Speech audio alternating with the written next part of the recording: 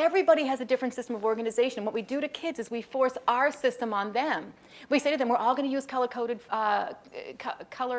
folders. We're all going to use the same assignment notebook. We're all going to do this, we're all going to do that. What if it doesn't work for them? When I teach organization to kids, I say, the end product is this. Here's a book report. Here's 3 different ways you can do it. Here's what this one looks like, here's what this one looks like, here's what this one looks like. Now you're going to ask yourself, how are you going to organize yourself to get to the end? Where are you going to start? Or maybe you want to look at the whole product and go backwards.